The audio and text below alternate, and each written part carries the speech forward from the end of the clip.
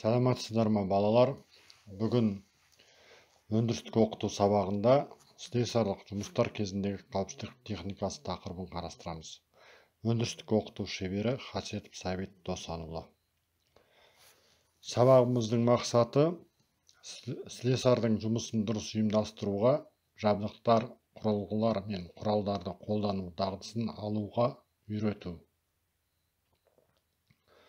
Студенттерді слесарлық жұмыстарды орындау кезіндегі қауіпсіздік техникасы және өрт қауіпсіздігі ережелері мен слесарлық шеберханасындағы студенттердің ішкі еңбек тәртібі ережелерімен таныстыру.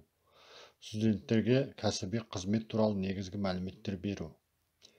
Еңбекке деген құрмет, еңбекке деген ұмтылыс, тапсырылған іс үшін жауапкершілік тәрбиелеуге ықпал ету.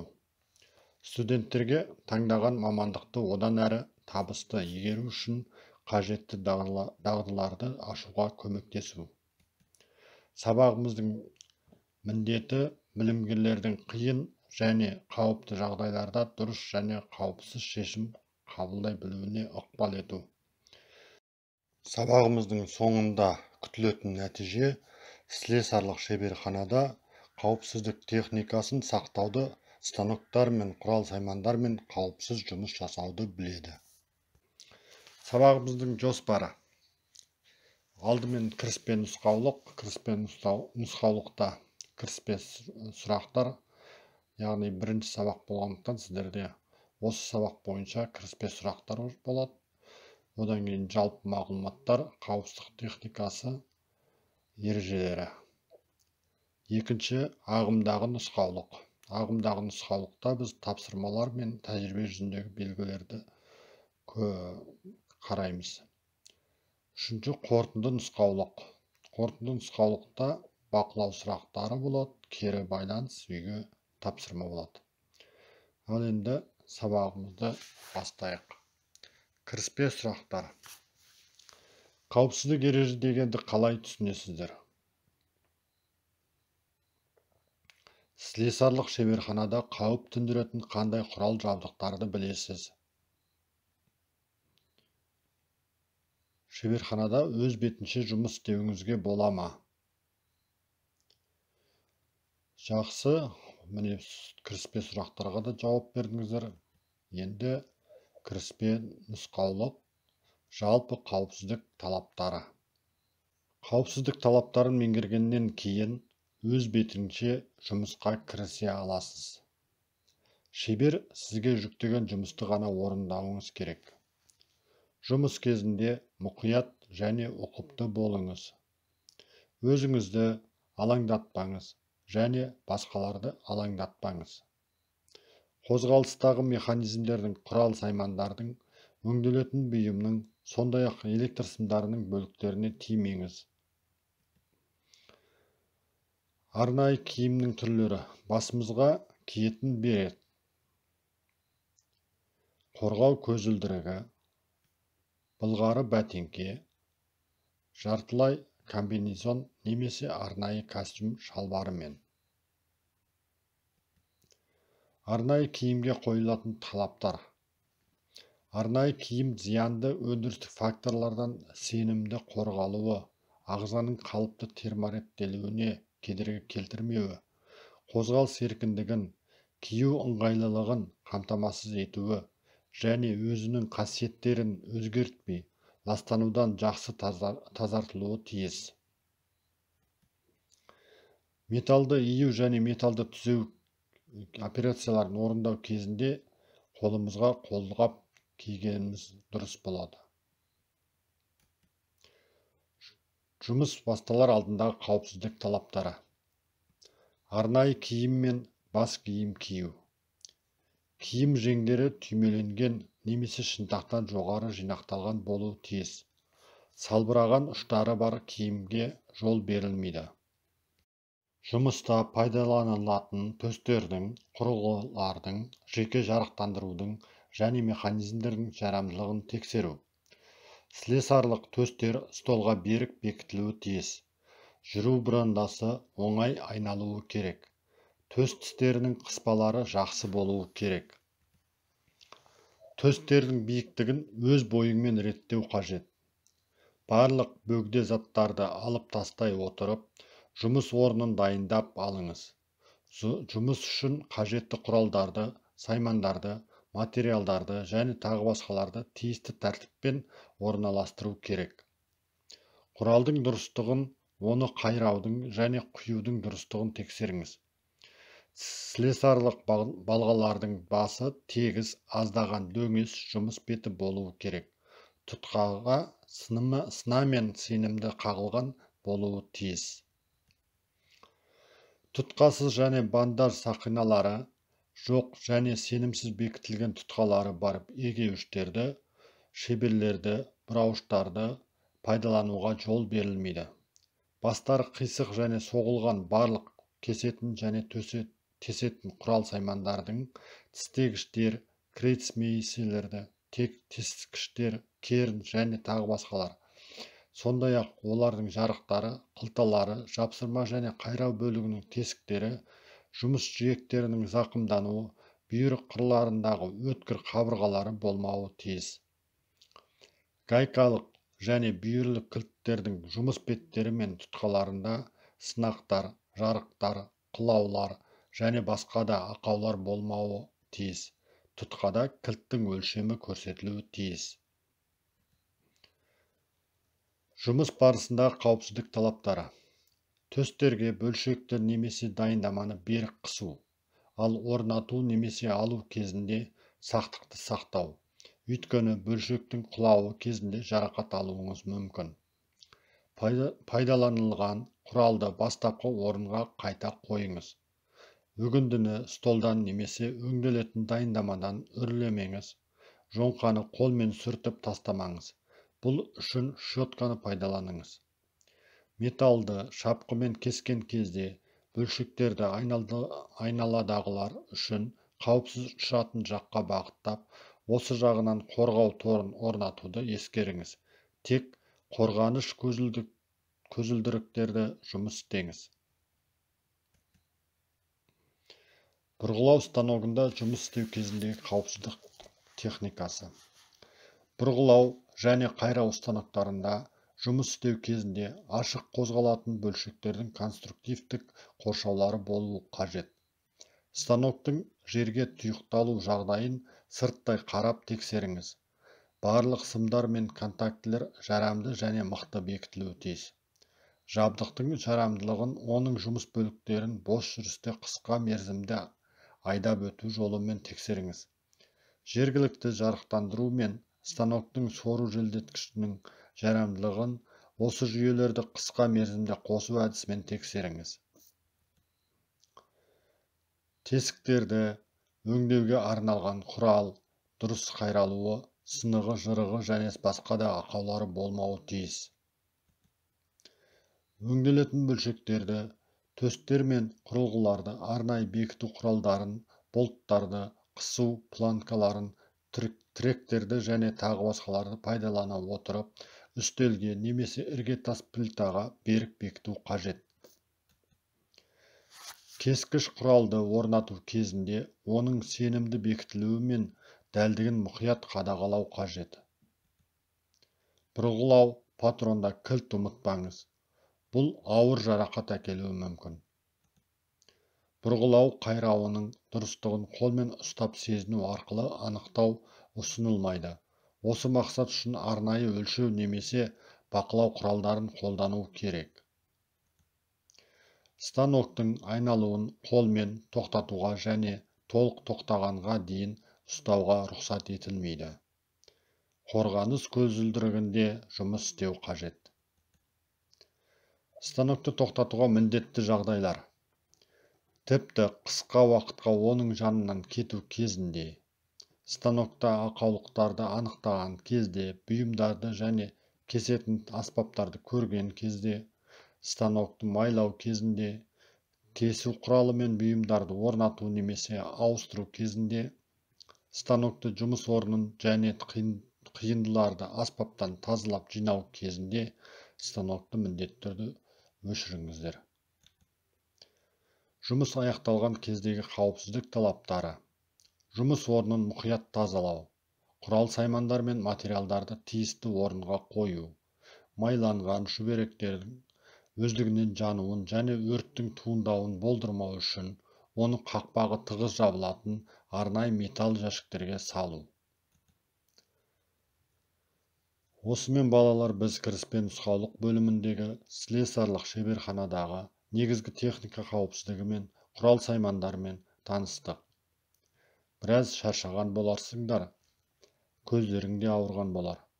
Олай болса, кішкентай балалармен біраз жаттығу жасап сергіп алайық. Содан кейін сабағымыздың келесі бөлімі ағымдағы нұсқаулыққа ауысамыз. Ал қане балалар, бейнероликті тамашалайық және балалармен бірге қайталайық.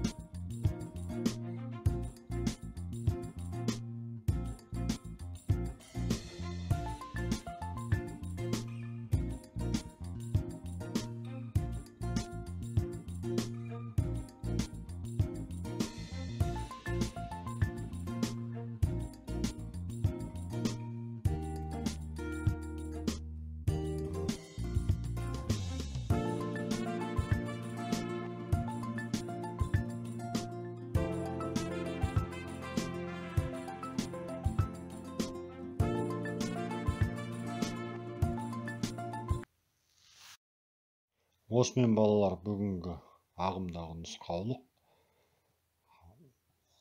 аяқталды. Енді бүгінгі сабағымыздың қорытынды нұсқаулығына ауысайық. Қазір сіздерге бүгінгі алған білімдеріңізді тексеру мақсатында бақылау сұрақтарын қоям. Сол бақылау сұрақтарына жауап берсеңіздер. Бақылау сұрақтары. Жұмыс істейтін балғамыздың жағдайы қандай болу керек? Бұрғылау станогының жанында жұмыс істеп тұрған адамды түртуге бола ма? Бұрғылау кезінде қандай киім кию керек? Слесарлық шеберхана ішінде ойнауға бола ма? Жұмысты қай кезде бастау керек? Енді балалар, сіздерге үйге берер тапсырмаларым бар. Қане өзімізге жазып алайық, немесе ұялы телефондарыңызға суретке түсіріп алыңыздар. Тапсырма. Техника қауіпсіздігінің негізгі ережелерін жаттаңыздар. Слесарлық шеберханада киюге арналған арнайы киімдеріңізді дайындаңыздар. Интернет желісінен қосымша мағлұматтарды бейнежазбаларда қарап танысыңыздар. Нерсесян, Митронин, Останин автомеханик мамандығы бойынша өндірістік оқыту кітабын ашып 9-12 бетті оқыңыздар. Ал енді балалар, бүгінгі сабағымызды қорытындылай келе, сіздермен кері байланыс ұйымдастырайық. Бүгінгі кері байланысымыз жеміс ағашы деп аталады. Өздеріңіз көріп отырғандай, сабақ барысы туралы ойларыңызды төмендегі смайликтер ішінен таңдап маған WhatsApp нөміріме хабарлама ретінде жіберіңіздер. Осымен сабағымыз аяқталды. Сау болыңыздар.